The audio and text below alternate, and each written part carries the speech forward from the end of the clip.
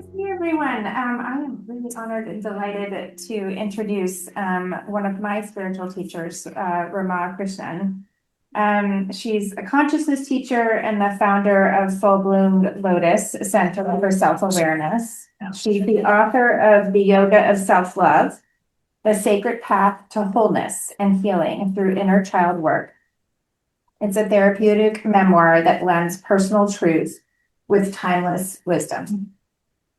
Her work invites people, especially those in midlife, to come to themselves with compassion, curiosity, and courage. Ramaa's teaching brings together psychology, spirituality, and lived experience in a way that feels both grounding and uplifting. Her message is simple, yet radical, that self-love is not a luxury, but a sacred practice that transforms how we show up for ourselves and then for the world. Her work integrates wisdom traditions and practical tools to help people cultivate presence, resilience, and joy. You can read more about her and her offerings at her website, fullbloomedlotus.com. I will just say a personal note that I've been blessed with teachers like Jeffrey here, and of course we're getting to know Paolo. But Ramaa has I can't quite simply change my life in one way. So she's truly wonderful, and I think the thing that I am always seeking is a more kind of universal way of looking at spirituality and how we are all as humanity connected. And Ramaa grabs the teachings of Jesus, the teachings of Krishna, the teachings of Abraham, she just grabs all of them and pulls them together for me in a way that I've never heard before. So that's my Thank you. That's my spiel. Thank you. Thank you all for your patience. I know that all these technical things have kind of moved the clock a little farther, and I hope that we can finish all that I wanted to share today. So let's just start by taking a deep breath and just forget about everything. Let's just be here. Nothing happened. We're just here. Okay. So before I get into my presentation, which I'm very excited about, as Rebecca said, I like to take teachings from everywhere and make them, offer them in a way that they are very livable, because I believe that it's not true spirituality if it doesn't change your life. So while I do that, and I'm excited to share it with you, I'd like to start with some background to this work. So I moved here. So I was born and raised in India, and we moved here on account of my husband's profession, and we came here in 1998. And because I've been raised in a very spiritual way, learning meditation and things like that, I would just share it with people. And many people who were in our friend circle, mostly other moms when I used to take my children for swimming and gym and things like that, they became my first captive audience. And but it was inspiring enough that they wanted more, so we would have circles in my home and we would all talk about things. But later on, because there was enough interest, I incorporated Full Bloom Lotus in 2006, and then I rented a space in Wilmette, and I had a studio for several years. At that time, my idea of a spiritual life was really meditation, some yoga, trying to be a good person. And I was raised by by parents who are, simple people, but raised us with good values of honesty, generosity, sincerity, hard work, all the things that I'm sure most of us are raised with. So I thought I was doing pretty well because I had all my boxes checked, working hard, yes, honest, yep, sincere, without a doubt. And so as I opened the studio in 2006, in just maybe a year or something of starting the studio, I started to go into a slight depression. And I did not even recognize it at the beginning. I just wake up feeling something's missing and something's missing and something's missing. And that just it started as a mild thing, and then it just got worse with the months.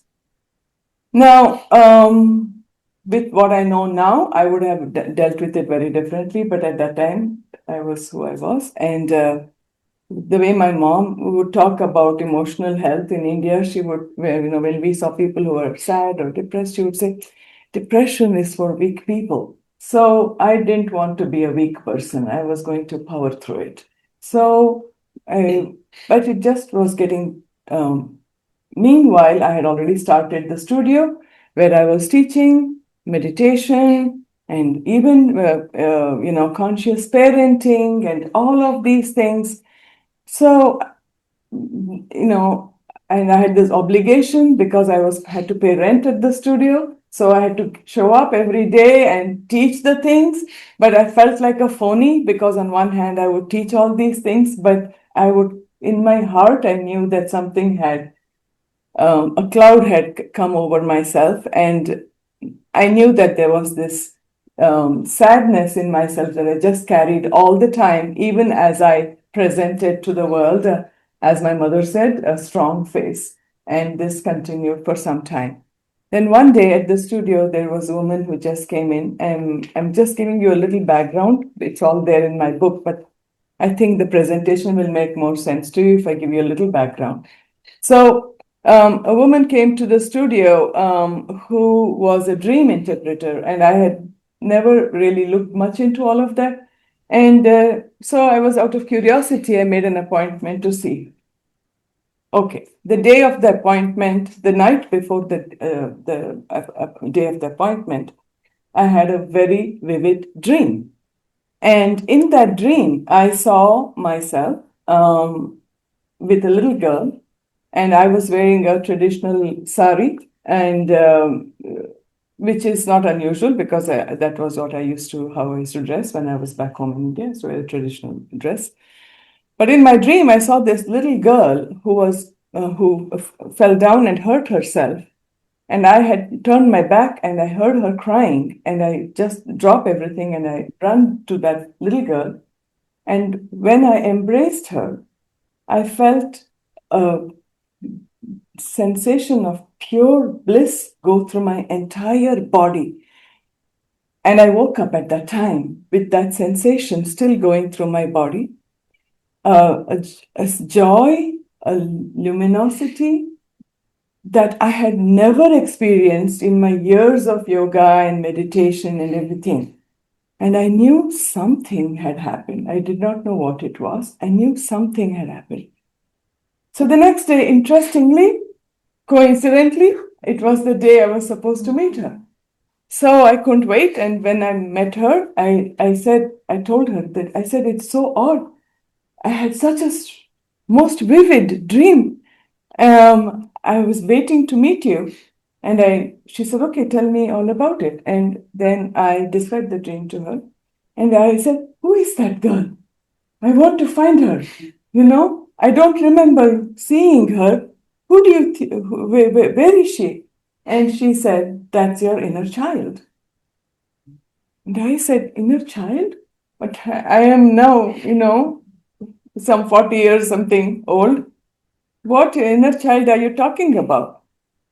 And that's when she said to me, she said, no, there are inside of us, you have this adult face and adult mind, but inside of you, there are your younger selves still there. And clearly, your younger self has been hurt. And when your dream is showing you that when you embrace your inner child, you will experience the bliss that you did. The problem and the solution are both in your dream. So then I asked her, what is this? How am I supposed to do this? She said, I don't know. Your dream interpretation is my job. How you are going to do it, that is not something that's between you. I mean, I'm just telling you what your dream said. You have to go figure this out. So thank you very much. Right? So I came back from that and then started to work with that dream. She said, just work with the dream, try to think of everything in the dream and try to interpret it. And I don't want to go into too much of it because I have other things that I want to discuss with you. But basically, it was a long journey. And for the first part of that journey, it was just me and my dream and the instructions that Jackie Walker, the dream interpreter, had given me. And I started to journal and slowly I started to have flashbacks from my life. Now, if you had asked me before all of this about, healing my wounded inner child, I would have found that to be very funny, almost selfish, because I always saw my parents with the greatest affection and respect because they were really hardworking people. My father was an engineer. He worked in a factory. My mother was an elementary school teacher. And they both worked so hard to educate the three of us. My mother also tutored other children so that she could make, all of us get a good education. So I had nothing but just immense gratitude for my parents and great respect. So even if you had hinted at that, I would have thought that's disloyal and kind of ungrateful for all that they had given me. But as I began to do this work, many memories started to come through, and I was surprised that I remembered these things. I was surprised that somewhere my inner child had kept score of things like this classmate said this, and that one's mother said that, and this neighbor said this. And as I started uncovering it, it's like, to give a very horrible analogy, one time you flush and everything starts coming out, everything. It's like, oh my God, where is this coming from? So the first couple of years, it was really me and my inner child and these memories just coming up and how I had to address, and I had to be creative and I kind of figured out different meditations, different practices to deal with that. And so I thought it's simple, just to heal your inner child and you're back. Everything is good. But what I did not know was that this was a much deeper and longer journey. That dream and that work that I did following the dream was just the initiation. And really, what unfolded after that was a deeper understanding of spirituality. Almost everything that I had known and learned before that began to have, I had to kind of go back and reinterpret everything in the light of what I knew. And then this inner child work became my new idea of spirituality. And I started to change what I was teaching because before that I was teaching meditation, I was teaching Kundalini yoga, practices that were supposed to be sacred from my tradition. But suddenly I didn't want to do any of those anymore because they were more like a to-do list. They were not a to-heal list. And to heal is so much different from just making everything all right. One thing, these practices, which I still teach and I still practice, but I understand now that there are practices that help to change the symptoms, and then there are practices that help to address the disease. You see?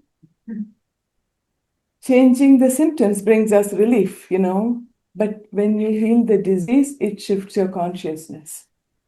When you bring relief to the symptoms, it helps you to change what you do. But when you heal the disease, it shifts where you come from. It shifts the way you see things. It shifts the way you understand oneself and another. When we love ourselves in a way that we had not been taught, and that was what I had to teach myself. And that is why during the pandemic, I decided this is a book that needs to be written, and I'm going to do whatever I can in my little ways to spread the word that healing ourselves and loving ourselves is such a spiritual exercise, because when you love yourself and when you heal yourself in the way that I'm going to share with you, the gist of it now in the next few minutes, you are more present to another person very differently. You understand people differently. When you understand yourself better, you understand others better. When you understand, you have compassion for yourself, you have compassion for another person. When you are satisfied with who you are, then you don't feel the need to judge another person. And as our world is changing, I have a feeling that this teaching needs to go a long way, but we'll start with us. Okay. So with that said, let's go to the first slide. And the first, thank you, Gregory. Sure. Let's see, share that.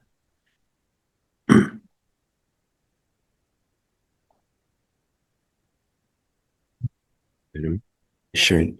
Let's see. Stop Okay, here. I'll just start talking about it in any case. Okay, let me look for it again. Okay, I want to start by talking about how most of the religions of the world talk about self-love, but we have not paid attention to it. And as I said to you, as I started to do the work, I started to revisit the teachings and go, oh my God, it was there all along. How did we miss this? Right? How did we miss this? So let me start with the first one, which is from the Christian tradition, right? I'm sure you're familiar with what I'm going to read, which would have been on the, yeah, here we go. Shall we go to the first slide? There we go. Yeah, look at this one. You shall not take vengeance or bear a grudge against the sons of your own people, but you shall love your neighbor as yourself. All who doesn't know this, love your neighbor as yourself. But have we learned how to love ourselves? We focused on the love your neighbor part, we forgot the second one. So if you love yourself imperfectly, you're going to love your neighbor imperfectly. If you judge yourself, you're going to judge your neighbor. If you hate yourself when you make mistakes, you're going to hate your neighbor when you make mistakes. Now, the same kind of teaching, and this is what I started to happen. I was getting these teachings, and as I started to do inner child work, teachers were coming to me from everywhere. It was suddenly as if the heavens had, been unlocked, as if God was saying, thought you'd never ask. Here you go. This teaching, this insight, one more tool, one more insight. And the synchronistic things that started happening were just blowing my mind. And I started to share all of that in my sessions, right? You have a similar teaching in a different language, same teaching. This is from the Bhagavad Gita, from the Hindu tradition. I regard them to be perfect yogis who see the true equality of all living beings and respond to the joys and sorrows of others as if they were their own. Doesn't this sound the same as the biblical teaching of love? Yeah? But how? So, this respond to the joys and sorrows of others as if they were their own. But how have I done this to myself? Right? And I began to realize that I had been teaching spiritual parenting before this all started. Right? And I had been trying to become a better parent. I had really been working on this and inspiring others in my classes to become a better parent. And I'd become a better parent. But as I was doing this inner work, I realized that I parent my children in a certain way, but I continue to parent myself the way I was parented. Right? I try to be kind to my children because I know that I should, but I'm as harsh to myself as I've ever been. And this ultimately is not sustainable. Sooner or later, we are going to snap because it doesn't come from a place where the disease has healed. Right? So you look at these teachings and you say, my God, why was this not taught to us? Why was self-love not taught to us? And there is a reason, because self-love has always enjoyed a bad rap, right? But there are stages of self-love, and we need to understand this, because it's not just loving ourselves. There is more to it. There is more to it, right? So you look at the first kind of unaware self-love, that's narcissism. And all of us are afraid that self-love is narcissistic. But that's not self-love, that's a blind love. That's a blind self-love. That is coming from unawareness. It's not a genuine thing.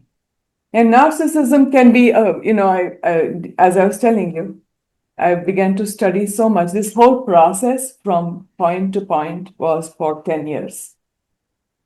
About, yes, I started this whole thing started in 2008, 2007, 2008, and it ended around 2017.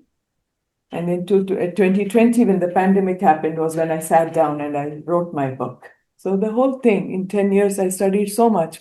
And one of the things I studied about narcissism, which I did not know earlier, was that there is a positive kind of narcissism and a negative kind of narcissism. A positive narcissist is always going, I'm the greatest. I mean, you don't have to worry about it. No one writes a book on inner child work like I have written. You just read my book. Okay. So that would be a positive kind of narcissism. A negative kind of narcissism, which we would not think as narcissism, is I'm the most miserable person, and whatever happens in this world, I'm always the person who is at fault. Mm-hmm. So it's still all about me. When we are talking to our children, we say, you don't know what sacrifices I have made to raise you. It is still all about me, right? So that is basically in this kind of self-love, there is only one person. It's either, a person who is a victim or a person who is all about themselves. But we don't have eyes for another, basically. This is the kind of self-love. And this is not the kind of self-love we are talking about, right? Then you got a second kind of self-love, which is conditional. When we love ourselves based on how we do. On the days that we do well, we say, oh, I feel so good about myself. You make one mistake and you go, oh, I want to kill myself today, right? And many of us go from A to B. And I can tell you that where I was when my journey started, I was definitely not in A, I was in B. A very conditional self-love. Work hard, be a good person, check all the boxes. Are you sincere? Are you honest? Have you given? Have you been generous? And most of us were raised with this kind of self-love. And this is not the self-love that the Bible and the Gita are talking about. We have to go beyond that, right? So then we come to the genuine self-love. Now, genuine self-love is rooted in a deeper identity. I have this great quote from Thomas More.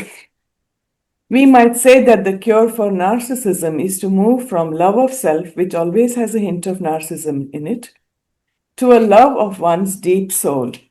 Narcissism breaking up invites us to expand the boundaries of who we think we are. Love of a new image of self leads to new knowledge about oneself and one's potential. So this is when we start understanding. When we talk about self-love, who is the self I am talking about? Is it this person who is playing this role, mother, wife? Or is there someone even beyond all of this? Who am I at the deepest level? Beyond my roles, beyond the way I look, beyond even the way I feel, who am I? A deeper reflection of who we are is required because when we understand who we are at the deepest level, beyond our successes and failures, beyond our strengths and weaknesses, then we are able to see another in the same way. And that is what the Bible is talking about. That is what the Gita is talking about. A true self-love comes from knowing who we truly are. Not at the ego level, but at the cellular level. At the cellular level. But most of us live at the ego level. Right? Most of us live with an ego-based identity and we do not progress into a deeper sense of who we are. And when we go into that deeper sense of who we are, and we understand ourselves, who we are, then we are talking of a genuine self-love. So, as understanding this happened, I began to realize, okay, inside of me, I have two selves, right? At least two selves. Actually, there are more. But anyway. Jeff is doing the plowing for you. Is there somebody? Okay. I don't know. Yeah, if someone's at home, we can hear you. Yeah. If you have any questions, we'll open it up to questions later. We'll come to questions later. But I think somebody needs to mute themselves. Yes. Yeah, okay. So we look at ourselves inside and we realize there are two inner selves. And that was what I saw in my dream. There was my adult self in the sari, the traditional adult, the upright person. And then there is the inner child. So here is what I have to say, the inner child. So who is the inner child? The inner child is our essence, a drop of the divine, and the way nature created us to be. The inner adult, our ego, is our personal manager who negotiates the world outside. So think about this. I'm sure all of you have had a time when you've done something that you don't like, and you've spoken harshly to yourself, right? And you've made a mistake, you've said something you didn't intend to, or you regret.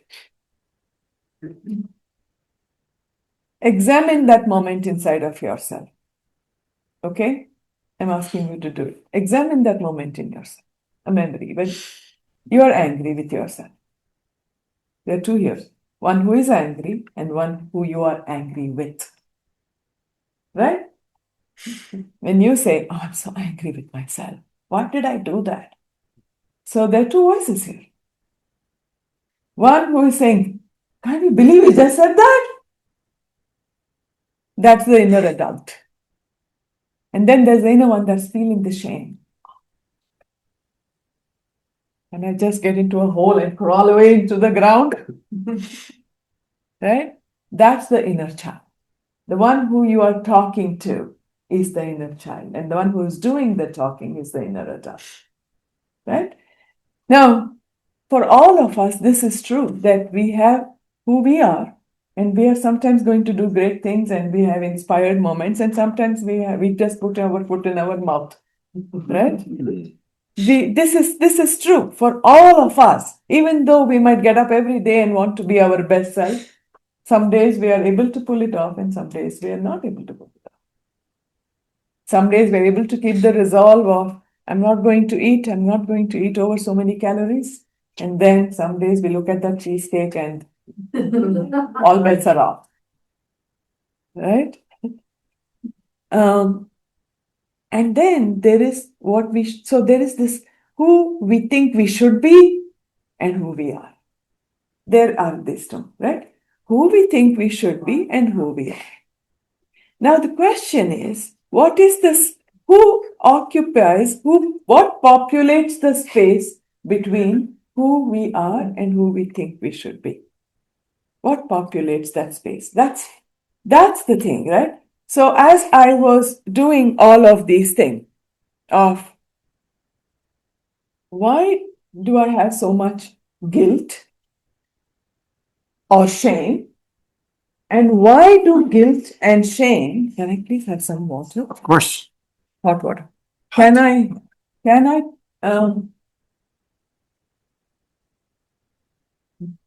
the question becomes,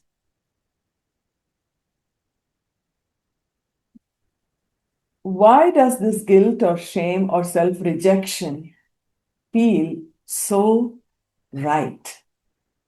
Yeah, when I feel guilty or I feel ashamed, that voice inside of me that says, you should be ashamed of yourself. I mean, I've heard it as a child, of course, you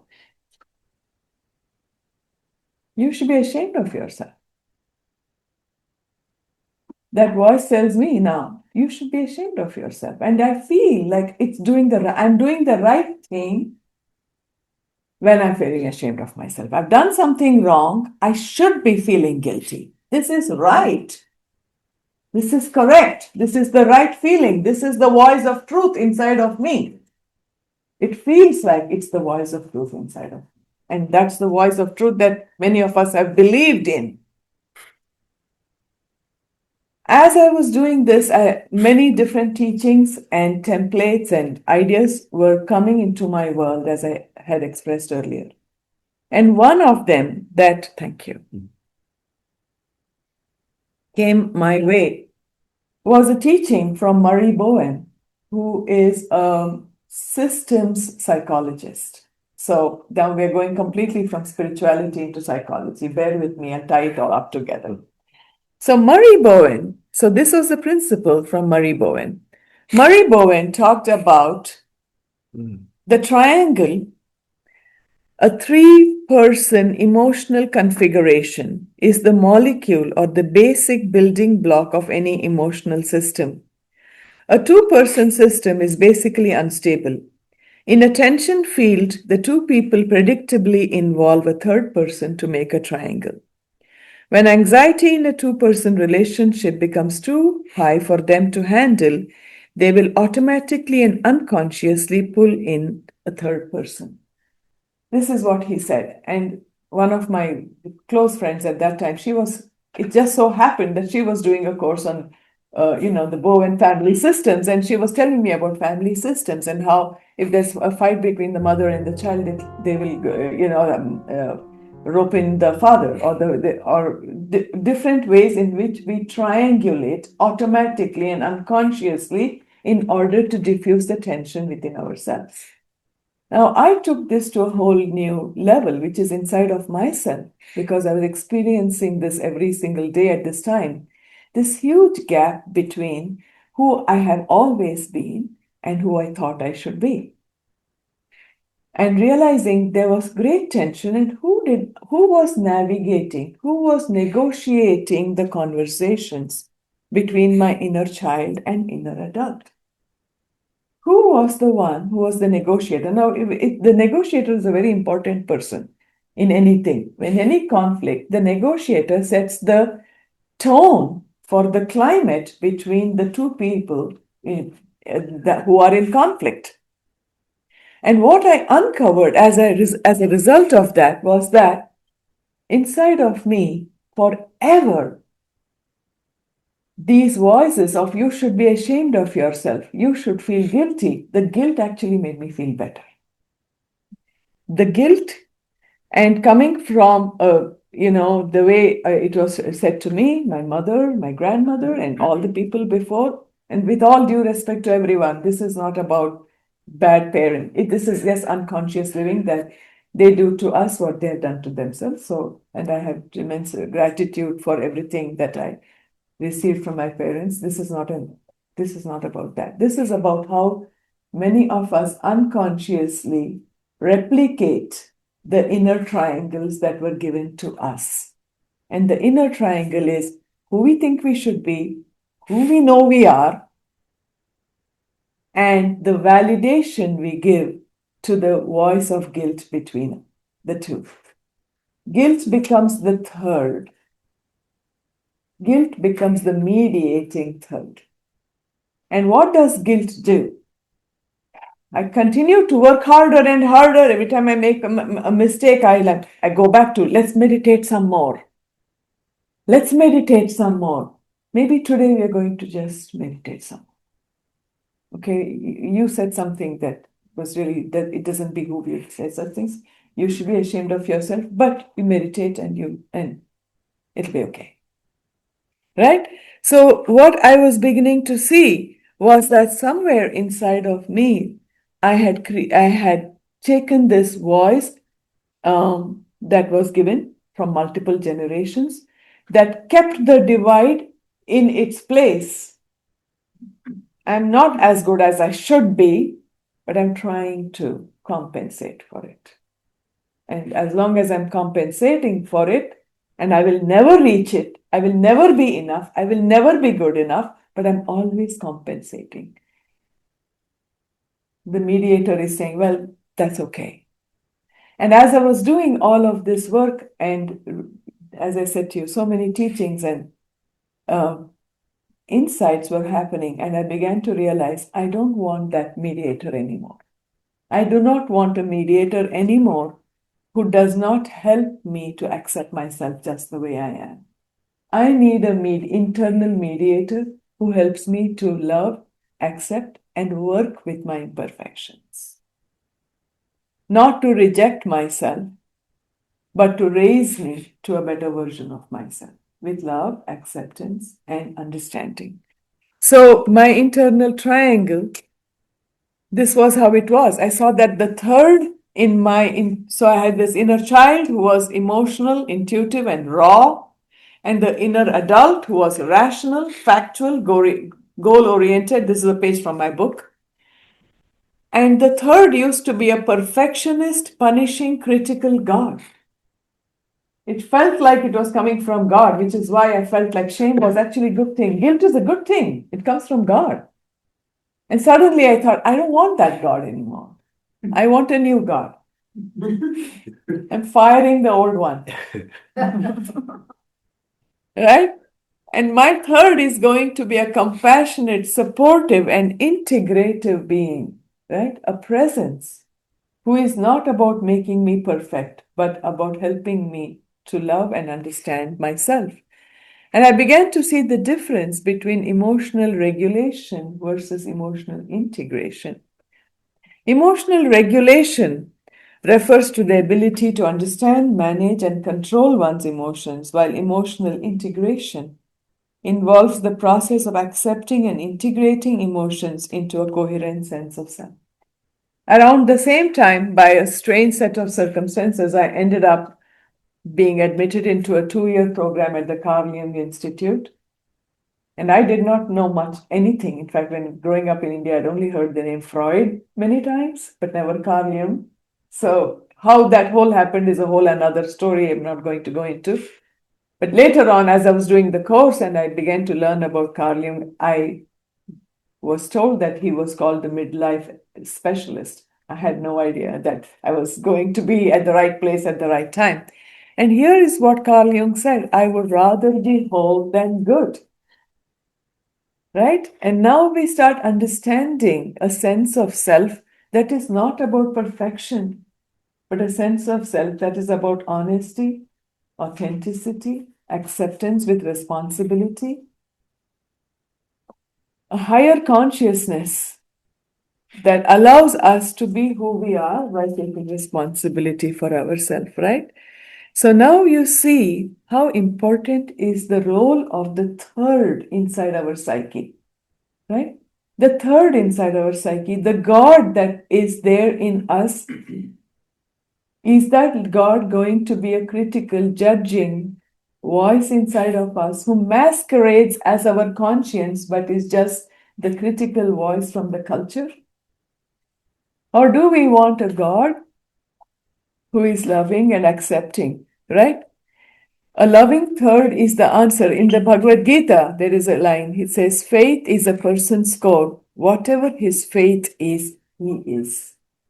Now, faith, here, I'm not referring to religion. Faith is not, when I'm saying faith, I'm not talking about religion. I am talking about what is it that you have allegiance to, right? What is it that you have allegiance to? What is it that you are anchored to? Who is the God that you are anchored to?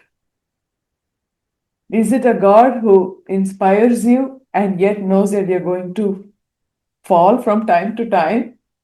A God who says, you did that again, didn't you? Okay, let's start over.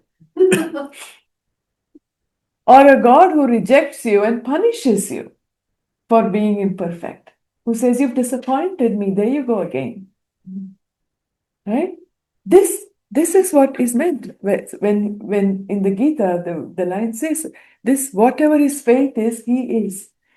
We have to, unless I have a God who teaches me to love myself the way I am and to work with myself the way I am, how am I ever going to love my neighbor the way it is possible to love my neighbor? Right? So when you see all the teachings come back to this, right? Now, when we are looking for a faith that helps us to integrate who we are, and you realize, and then you go back to the teachings, whether you go back to the Bible, or you go back to the Gita, or you go back to Buddhism, and all of these were coming to me at the same time. And suddenly I was reading them and saying, it was there all the time. Why didn't anyone talk about it? There's a line in the Gita, I haven't brought it here, but there's a line in the Gita where towards the end, the Gita is a 700 verse conversation between man and God about how to live and all of that. And towards the end, there is my favorite stanza where he says, if you break all these rules Or if you break all these guidelines, turn to me, I've got you. Right? Just come to me. I got this. We got this. And when I came upon this time of my life, I started reading the Gita again. And then I was like, why did people are talking about the rules part of it? They never taught us about forgiveness in this real way, an unconditional forgiveness that doesn't make us say, I'll forgive you this time, but don't do it again. A forgiveness that says, I'll forgive you this time, and you'll probably end up doing it again, and I'll forgive you again. Because I know this is hard. I know change is hard. Right? That kind of teaching and understanding that we are basically, what are we? So when we look at faith, we have to ask ourselves, am I having a faith that tells me I am basically a sinner who has some good moments from time to time? Or I am basically light that encompasses all kinds of possibilities inside of it, right? One of the best articulations of this principle comes from one of my favorite teachers in Buddhism, Pema Chodron, and I have this paragraph that is so beautiful, where she talks about in the language of Buddhism. I just think of religions as different languages, and I choose an. So in the language of Buddhism, she talks about our inherent nature is light. Our inherent nature. So Buddha is our inherent nature. It's our Buddha nature. You allow it to grow. You allow it to come out instead of all the time shielding it and protecting it and keeping it buried. Someone once told me, when you feel afraid, that's fearful Buddha. That could be applied to whatever you feel. Maybe anger is your thing. You just go out of control, you see red, and the next thing you know, you're yelling or throwing something or hitting someone. At that time, begin to accept the fact that's enraged Buddha. If you feel jealous, that's jealous Buddha. If you have indigestion, that's Buddha with heartburn. If you're happy, happy Buddha. If you're bored, bored Buddha. So you see, we need a faith that includes, integrates everything. And that is how we do inner child work, by understanding who we are at the deepest level. At the deepest level, we are really children of nature, right? So when we do inner child work, this is from my book, we are healing and reclaiming the hurt and neglected part of ourselves. This is not to say that everything about our natural self is perfect. Like all things in nature, such as rivers and mountains, human beings were created with potential, not perfection. Just like we build dams to conserve and redirect the water or dig tunnels to make pathways, the role of the inner adult is to understand and appreciate our primary natural resource, ourselves, and work with it to channel our light intentionally and powerfully. So when you see ourselves as a resource, right? Yes. That means that I'll have to remove a lot of things I don't need in order to bring up the things that does allow me to shine, right? A diamond is made of removing so much that is not needed and polishing what is there in order for it to shine. So is each one of us. So a new spirituality, in my new spirituality, I see the inner child as our light, our very soul, and believe that our daily sadhana is a word for daily spiritual practice, lies in nurturing, protecting, and shining this light in our unique ways. My mission became sharing the inner work of integrating the conflicting voices within, all under the watchful and supportive presence of a loving God. So these are the concluding lines of my book, the concluding lines of this presentation. So if you have any thoughts, questions, reflections, this might be a good time. Well, thank you very much. Wonderful. I don't know where it's coming from, but I get the sense that we might have some questions. I don't know if we have time, so please let's get into it. How do you guys? What are you thinking about? Which of your three selves are you thinking about first? Buying the book. Yeah, so that's a good place to start. Yes, find the book. I do have the book here. Yes, and yes. Well, first of all, thank you. Thank you for that, for reading Mm. this wonderful teaching. But what I'm thinking of is, I've heard that saying, I don't know who said it originally, that ego is easing God out. And I try to remind myself Absolutely. of that when I am like, Yes. ego is critical Yes. and critical of others. And that what I was taking from a lot of what you shared today was like, when we remember that God is within us, that we don't have to be so focused on the outer critic and be more like, God made me this way, and if God doesn't make junk, then I can't be that bad. Yes. Yes. Thank you. Yes. Thank you for being here. I was thinking of some people, like maybe some politicians that are objectively horrible people. I would want them to just accept themselves, but I guess that's not really my place to. I mean, Yeah. they would have to work that out, so, Yeah. So Maybe if they did, they wouldn't be the way they are. yeah. yeah, because acceptance comes with responsibility. You know, it's not just blindly accepting and saying, "Well, that's just the way I am." You know. Yeah. That's not the kind of acceptance. That's again blind narcissistic love. But genuine self love is like, yes, God created me this way and has also given me the opportunity to uncover what's behind all this. And if I'm harsh towards another and I just think, oh, I'm just harsh, I'm just short tempered. No, but if I can look within, I might find that behind all that harshness, there is this desire to have to make order. And I still want to keep that. I always have this expression that people tell me that is my favorite expression, don't throw the baby out with the bathwater. So I feel that even the worst qualities in the worst person has the baby in it, has a divine spark in it. And if they could just spend the time to unpack, you might still resurrect the baby. So when we look at ourselves and the worst thing in ourselves and realize that it's not about self-rejection, it's about self-excavation, then we only feel compassion for another person that they haven't done that excavation yet, or they would shine so beautifully. Nancy? The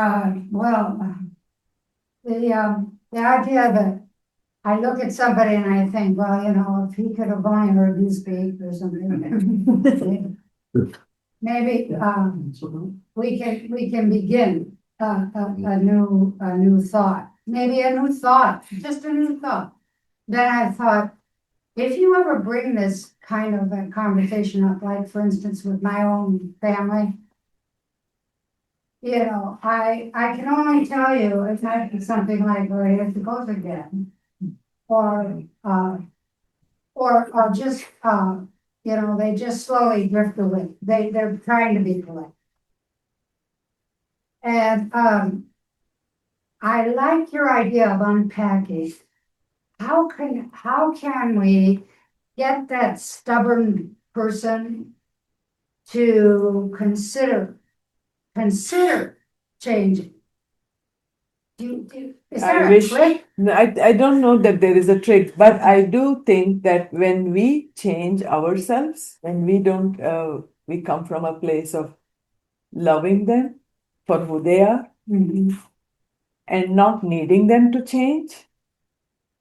Oh, Because the question comes, why do I need this person to change?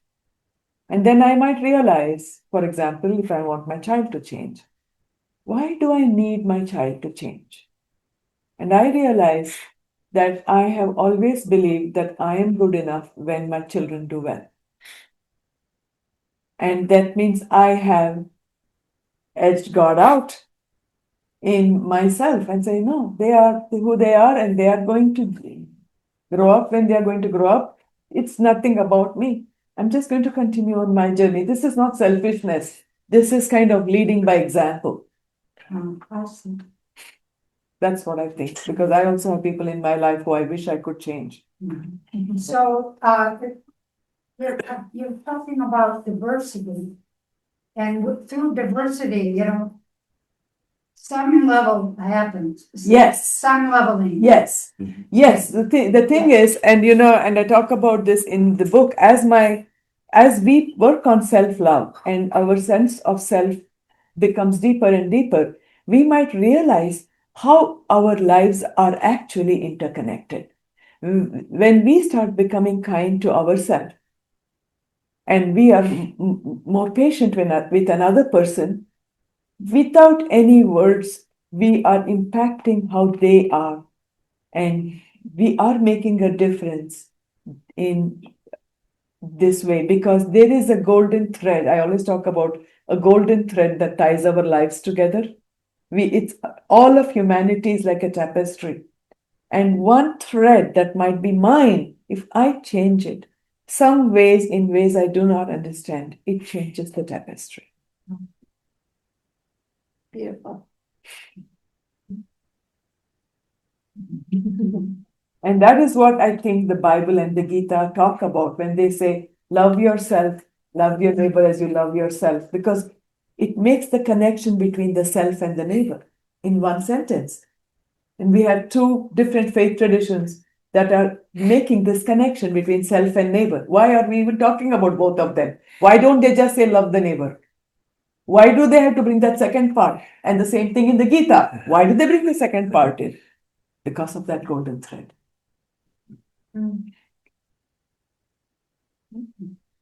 Thank you. And the metaphors are worth remembering, being reminded of what, almost word for word sometimes, metaphor by metaphor, let's say light. Yeah. It's in the Gita. Yeah. And it's what Christ said. Yes. In a different language, in a different Yes. century. Yeah. It's exactly the same It's otherwise. this always makes me so thrilled, that we have such a common database. Right.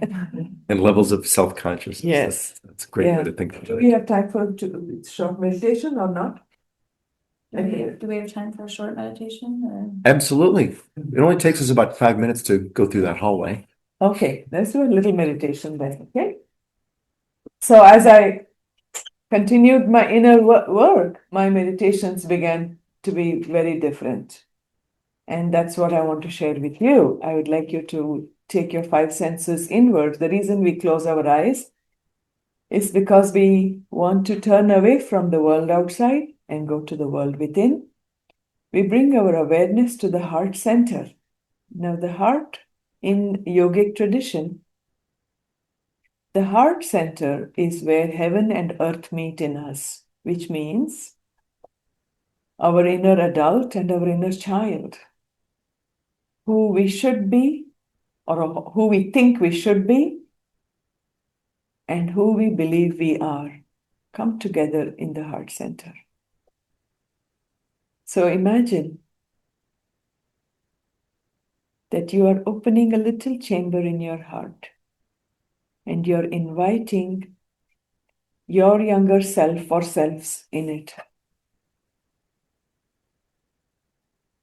And you're opening the windows of that chamber. When we open the windows of the heart, we open up to the love. We log on to the Wi-Fi connection of the heart. And just deep love enters the chamber. We look around, we see our various younger selves and present selves. Maybe our faces in the roles we play. They say the chain is as strong as the weakest link. We strengthen the chain as well as the weakest link by shining the light of love, bringing all ourselves together and declaring to each self, you belong to me. You belong to me. Come home. I need you. I love you.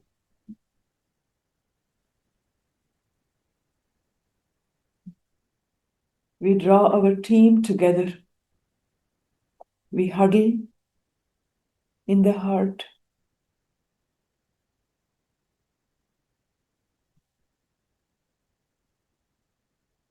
We breathe together.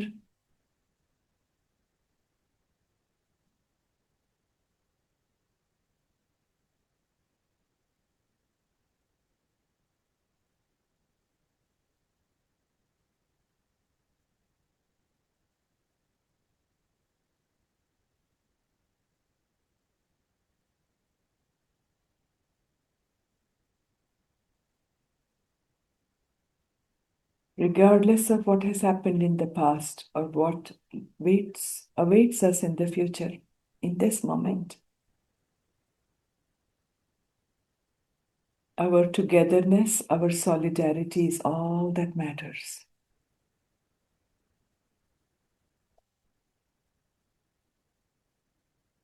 When we come together,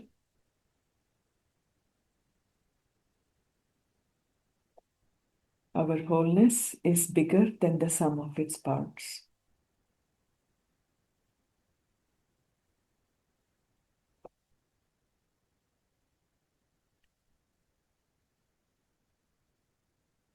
We take a deep breath and saying, "Go team." We exhale, bringing our exhale all the way down, bringing the team spirit down into the body, returning the five senses to their stations in the outer world, and as and when we are able to, we let the sense of sight return us to the world outside.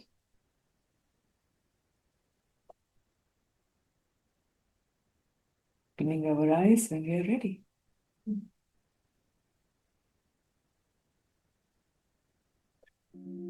Thank you. Thank you. Thank you so much. Thank you.